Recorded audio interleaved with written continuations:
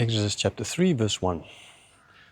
Now Moses was keeping the flock of his father-in-law Jethro, the priest of Midian, and led his flock to the west side of the wilderness and came to Horeb, the mountain of God. Okay, it's just all of this information exactly place where this happened. Okay, who, what he was doing, where he was going, and the where he was. Okay, so it's Moses. What is he doing? He's keeping the flock, right? Because we know he became a shepherd, as he's now going to be a different kind of a shepherd. But ultimately, the shepherd of shepherds, not David, that's Jesus.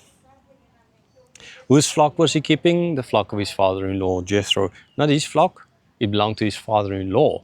Right? That's kind of, you might think, not a very important point, but it's actually a very important point because it's not his flock, it belongs to his father-in-law.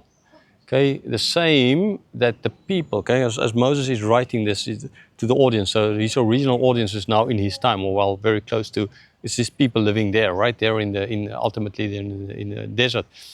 Okay, so if people, some might have started saying, oh, but we belong to Moses, as people are going to say later in Jesus' day, right? We are of Moses kind of idea.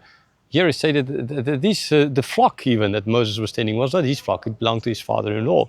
And the same way, the people, right, the people that he was leading there through the desert was not his people, but it was the people of God. Okay, so don't forget, as well as kind of an important point to pass as a missionary and every person out there, small group leaders or whatever you are, to remember that even your children, parents, they're not yours.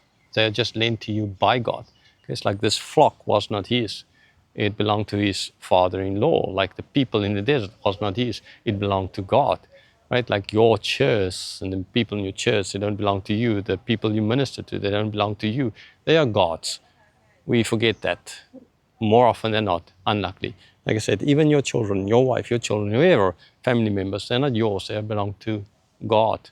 Right? First and foremost, they belong to God. Right, then it's just stated who Jethro was. He was a priest of Midian. Okay, we've seen that before.